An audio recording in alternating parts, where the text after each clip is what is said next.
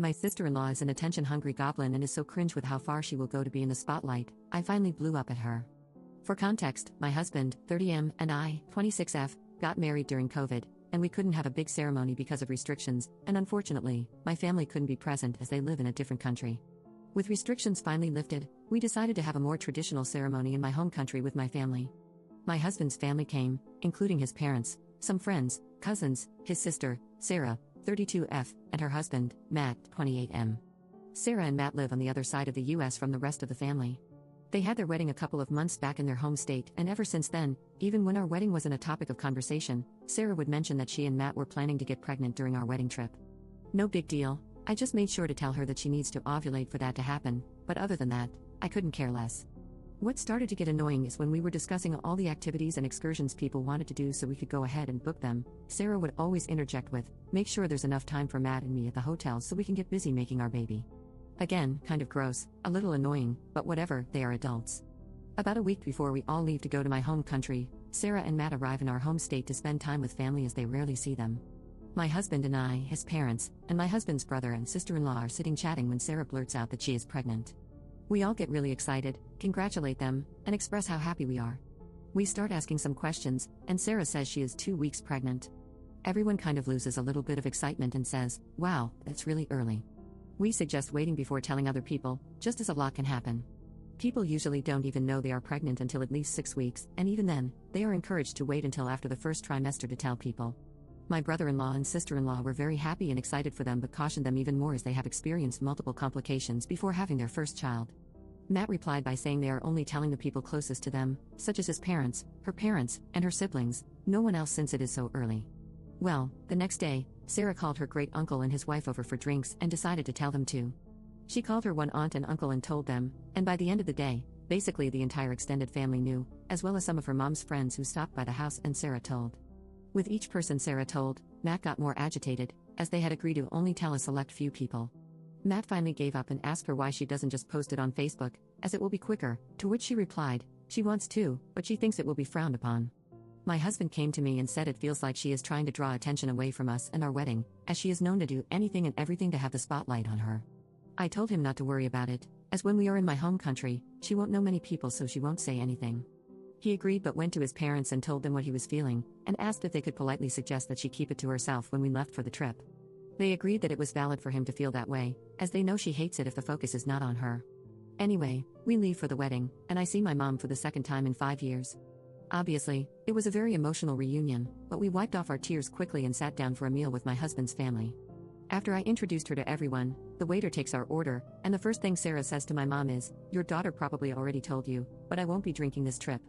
My mom says that it's no problem, you don't have to drink to have fun, and that Sarah will still have fun, even if she chooses not to drink. Sarah interrupts my mom to tell her it's not by choice that she is not drinking, but that she is pregnant. Keep in mind this is 10 minutes after she met my mom. My mom says congratulations and keeps on with another conversation. Sarah interrupts my mom again and tells her how she is 2 weeks pregnant and just so excited. My mom, who is practicing medicine, then tells Sarah the same thing we did, that she should probably wait until she is in her second trimester to tell people, and Sarah completely ignores her. The same thing happens with my aunt, cousins, uncles, sister, and grandparents, all of whom she had never met before. My husband yet again speaks to his parents and asks them to please tell her to keep it private because it feels as though she is purposefully trying to take the attention away from our wedding. They say they will talk to her. Matt actually comes up to us and apologizes, saying he agrees that it has gotten out of hand and that the number of people who know is way more than the number they agreed upon. Fast forward, we are sitting eating while we wait for one of our excursions.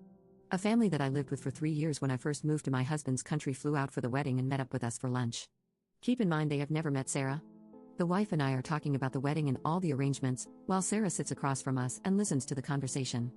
My husband orders some shots for everyone at the table, but when his mom says she doesn't want one, he tells the server to -1.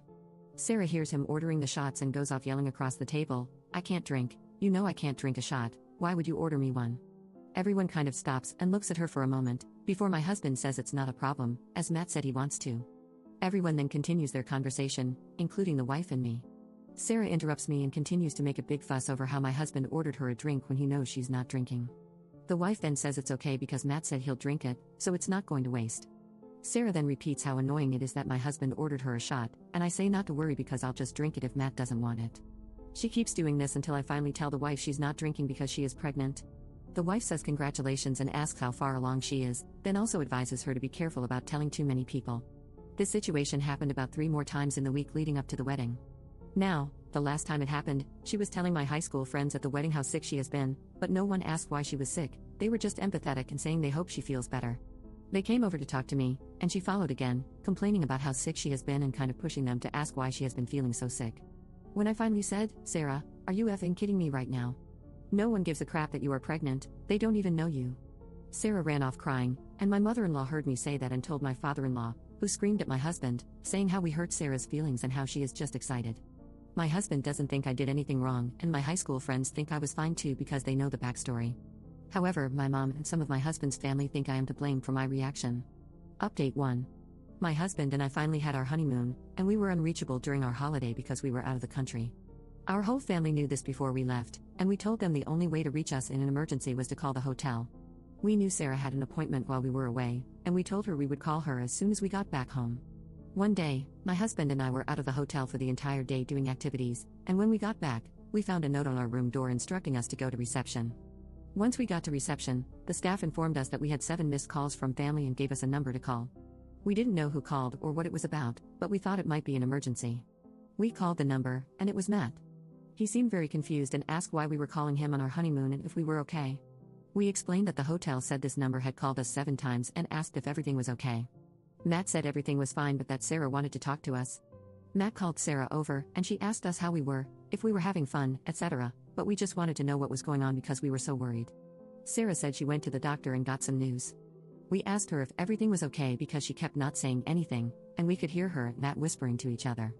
We heard Matt say to her, "Did you seriously call the hotel 7 times to tell them this? It could have waited." Sarah finally got back on the phone and said that the doctor said she was going to have twins. We said congratulations and asked if there was anything else, as we thought it was an emergency. She said no, she just wanted to share the news because she was so excited and scared, and she couldn't hold it in. She also said she called my mom and told her on social media. My husband and I both just said we were very happy for them but really didn't want to be bothered again if it was not an emergency. Sarah said we were being very rude and she just wanted to share the good news. We hung up because we had to get ready for dinner. When we got back to the US, my in-laws picked us up from the airport and asked us if we had spoken to Sarah. We said yes. She said she was having twins, and we were very excited for them. My father-in-law then said Sarah told them we were extremely rude to her and Matt, and we were dismissive and hung up the phone. We told them what really happened, and they said that is not what Sarah has told the whole family. We are now back in our house and haven't spoken to Sarah or Matt, but Matt texted us both. The text only came through later, where he said he was so sorry that they bothered us on our vacation and he felt horrible. We just texted back and said all was good, and that we were very excited for both of them. All I can say about this whole situation is that I am very happy that we live on the other side of the country from Sarah. Update 2. Hi everyone, sorry it's been 3 months. I have been really busy with work. Sarah is still pregnant, due at the end of August, with 2 babies, 1 boy and 1 girl. My husband and I have started to try and have a family of our own. No success yet, but we are not worried, it's only been 2 months. When we were in my country, we were buying artwork and small furniture from my country to put in the nursery of our future baby, so it could have my culture too. Sarah and her husband bought some things too for their house, and my mom was in town with Sarah one day when we did a trip they didn't want to do and bought some things for us. She told Sarah it was for the nursery for our future baby. When Sarah heard what our idea for our nursery was with my culture, she decided she wanted her nursery to be like that and bought almost everything we bought. We didn't say anything because we thought she was just buying for her house and for friends, souvenirs, etc. Some time passed after everything happened at the wedding and the honeymoon, and Sarah called me to see if I could go to a store where we live and look at some baby things for her because they don't have that store. I said yes and spent almost 2 hours with her on the video call showing her things, taking pictures, and saying we could get it and mail it to her if she needed anything. So we were on good terms. Then a week ago, she posted on Instagram her nursery in progress, and it was exactly what I said I wanted. The theme isn't something very common, but it's my culture. Think like dragons for China or geisha for Japan. A very big part of the culture, but not usually a baby theme. I saw it and got mad. I showed it to my husband, and he was mad too, but he said, let's just give it a few days, and then talk about it again, and then we can decide what to do. So I said okay and waited. Sarah called us a couple of days later to tell us the name she decided for her babies.